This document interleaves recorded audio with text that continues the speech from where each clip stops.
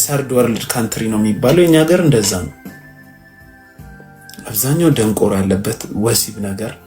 እኔ አሁን ራሴን ብትጠይቅኝ እኔ በህይወቴ ሴት ተላክፌ አላውቅም። በጣም ነው የሚያሳዝኑኝ ሴቶችም። አሁን እዚህ እንደምናገረው ከሴቶች ጋር እንደምጣለው አይደለም። ምድር ላይ ያለው እውነታ ሴቶች ሲንቀሳቀሱ በጣም ነው የሚያሳዝኑ። ለምን በጣም ብዙ ደደብ ወንድ አለ። ለምን አላናገርሽኝም ብሎ የሚማታ አለ። ድንጋይ የሚወረውር አለ። ቂጧን ቸንቦ የሚያደርግ አለ። በሳይክል እየሄደ ጸጉር የሚጎትት አለ። የአእምሮ በሽተኛ ወንድ አለ በጣም ብዙ ኢትዮጵያ ውስጥ።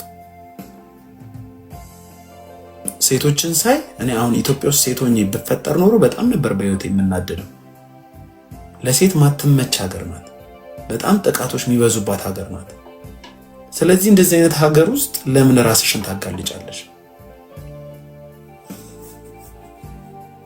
እሱማ ቦታ መምረጥ አለብህ። ለምንስ ለተተኪው ትውልድ ኖርማል እንዲሆን እንዲመስለው እያረግሽ ለምን ታስቀጣያለሽ?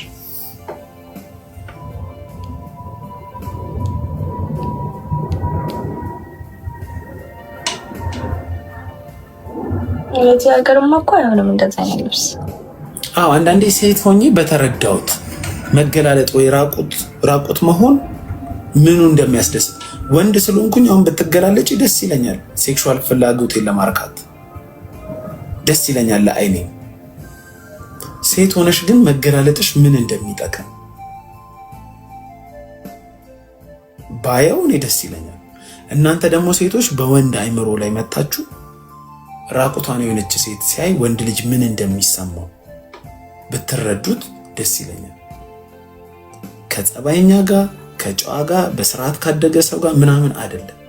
ሺህ ጊዜ ስርዓት ያለው ሰው ራቁቷን ያለች ሴት ብትመጣ ራቁቷን ያለች ሴት ፕሮቮክ ብታረገው በጨዋ እጅ ያደገ ሰው ራሱ ይሳሳታል።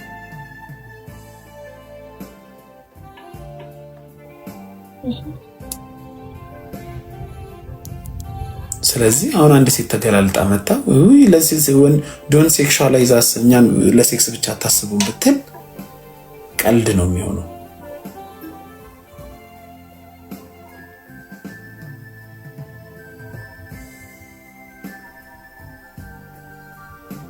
አልተረዳሽም፣ አልተዋጠልሽም። ምንድነው የሚጨቀጭቀኝ ነው የምትይው? ግን ወደፊት ይገባሻል። የምሬ ነው የምልሽ።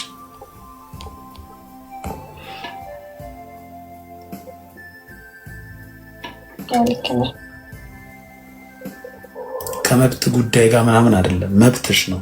እኔም አሁን ፌሚኒስት ልትሆኚ ትችያለሽ። ብዙ ሰው ፌሚኒስት ናት ምናምን እያሉኝ ነው። ፌሚኒስት ልትሆኚ ትችያለሽ፣ የፈለግሽው መሆን ትችያለሽ። ግን እያልኩሽ ያለሁት መብት ነው። እኔ እብድም እኮ መብት እኮ ነው ራቁቱን መሄድ አይደል? ግን በኋላ የሚያዋርደው ማንን ነው? ራሱ አይደል? ባለቤትሽና የልጆችሽ አባት ወይ ደግሞ ፍቅረኛሽ ብቻ ማየት ያለበትን ነገር ህዝብ ካየው ከባድ ነው። የህዝብ ንብረት ነሽ ማለት ነው። ያን ነው ምክሬ ለማስተላለፍ የምፈልገው።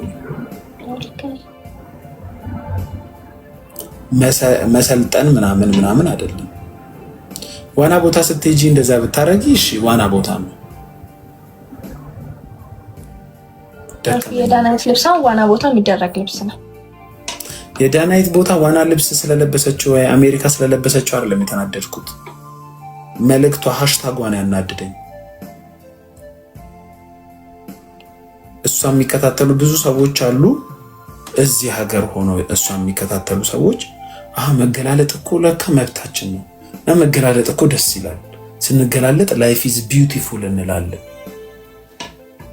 እሱ ነው ያናድደኝ እንጂ እኔ አሁን ዋና ገንዳ እንዴት ልበልሽ ሙሉ ተለብሰሽ ግቢ አልልሽም። ዋና ቦታ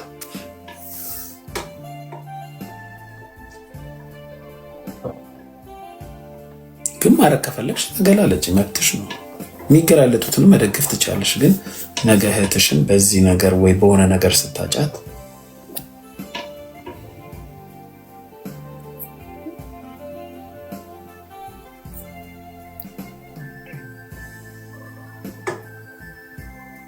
መብት አለን እኮ ለምሳሌ እኔ አሁን ዛሬ ተነስቼ መንግስትን መሳደብ መብት አለኝ እኮ አይደል? ግን በኋላ የሚመጣው ኮንሲኩዌንስ አለ አይደል? መብቴ ነው ብለሽ ኤክስፒሪየንስ ታረጊኝ። አሁን ዛሬ መብቴ ነው ብዬ ብሳደብ ነገ ምን እንደምሆን አስብ። ለምን በገዛ ህይወታችንን ለምን አበላሻለን?